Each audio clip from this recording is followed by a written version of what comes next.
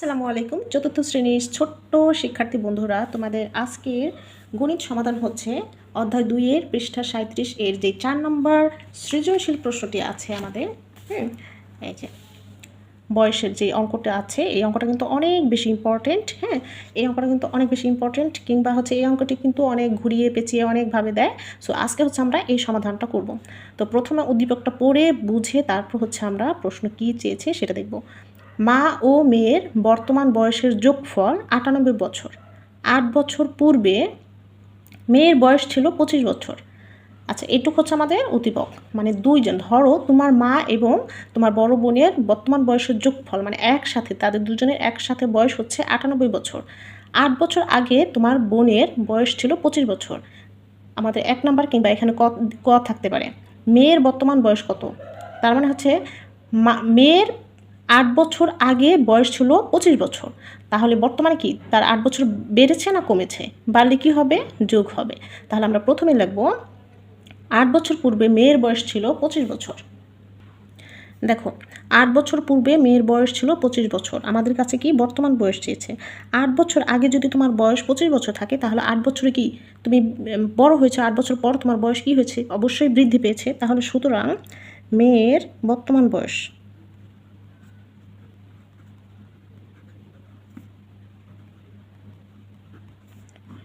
যেহেতু বৃদ্ধি পেয়েছে, তাহলে কী করে বের করতে হবে? যোগ করে। আমরা যদি এটাকে 5 এবং 8 যোগ করি, 13 3 হাতে আছে 1, 2 আর 1 3। তাহলে মেয়ের বর্তমান বয়স হচ্ছে 33 বছর। এটাই হচ্ছে আমাদের উত্তর।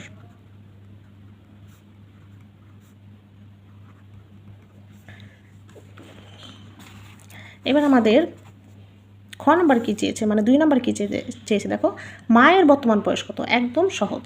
এখানে মা এবং মেয়ের বর্তমান বয়সের যোগফল হচ্ছে 98 বছর। একে আমরা কি পেয়ে গিয়েছি? মেয়ের বর্তমান বয়সটা পেয়ে গিয়েছি। তাহলে এই যে মা ও মেয়ের বর্তমান বয়সের থেকে যদি মেয়ের বয়সটা আমরা কি করি? বিয়োগ করে ফেলি, তাহলে থেকে যাবে কার বয়স? মায়ের বয়স। তাহলে আমরা হচ্ছে লিখব মা ও মেয়ের বর্তমান বয়সের যোগফল এত বছর। দেখো, মা ও মেয়ের বর্তমান বয়সের যোগফল হচ্ছে 98 বছর। এই যে আমরা 1 নাম্বার কি পেয়েছে? মেয়ের বর্তমান বয়স। আমরা তাহলে এটা উপর নিচে করতে পারবো। মেয়ের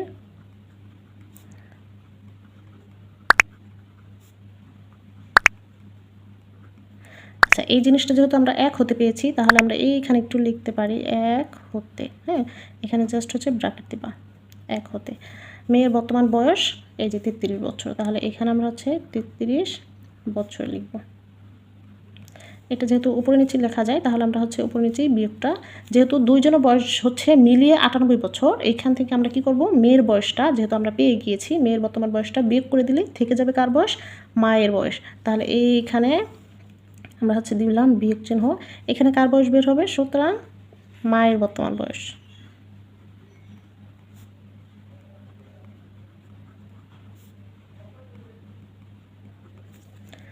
দেখো, 8 থেকে 3 বিয়োগ করলে থাকে 5, আর 9 থেকে 3 বিয়োগ করলে থাকে 6। এই যে এটা হচ্ছে মায়ের বর্তমান বয়স। এটাই কিন্তু উত্তর।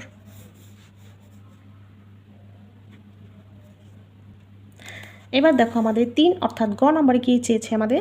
10 বছর পর মায়ের বয়স কত হবে? একদম সহজ। আমরা এবার দেখো 2 নম্বরে কী পেয়েছিলাম? মায়ের বর্তমান বয়স কত? যেমন ধরো তোমার বর্তমান বয়স যদি 12 বছর হয়, তাহলে 10 বছর পরে কি তোমার বয়স বাড়বে নাকি কমবে? বাড়লে কী করতে হবে? যোগ করতে হবে। তাহলে প্রথমে হচ্ছে তোমার বর্তমান বয়সটা কত? ধরো মায়ের বর্তমান বয়সটা আমরা কত পেয়েছিলাম? 2 যেটা পেয়েছি সেটার সাথে এই 10 বছর পরের বয়স যেহেতু চেয়েছি, আমরা হচ্ছে জাস্ট এটার সাথে যোগ করে দেব। তাহলে লিখব, তাহলে 3 নাম্বার আমরা হচ্ছে লিখব 2 হতে পাই। 2 হতে কত কী পেয়েছি? মায়ের বর্তমান বয়স 65 বছর। আমাদের কাছে চেয়েছে 10 বছর পরে মায়ের বয়স কত হবে। সুতরাং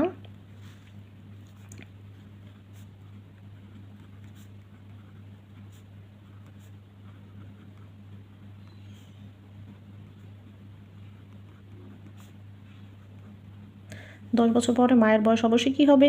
বেশি হবে, বৃদ্ধি পাবে, তাই না? তাহলে বৃদ্ধি পেলে কী করে বের করবো আমরা? এই 65-র সাথে যত বছর পরে কথা বলেছে তত বছরটা আমরা হচ্ছে যোগ করব।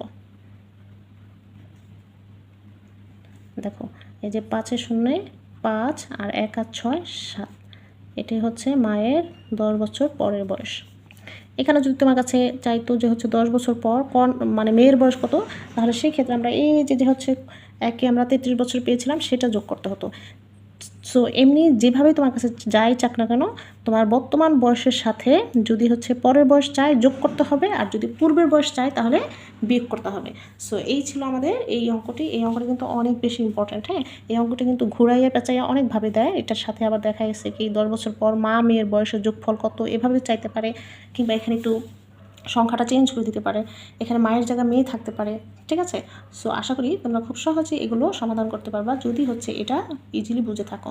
আর বুঝে থাকলে কিন্তু আমাদের অবশ্যই ভিডিওতে একটি লাইক দিবা, বন্ধুদের সাথে শেয়ার করবা, আর আমাদের পরবর্তী ভিডিও আপডেট পাওয়ার জন্য আমাদের চ্যানেলটি সাবস্ক্রাইব।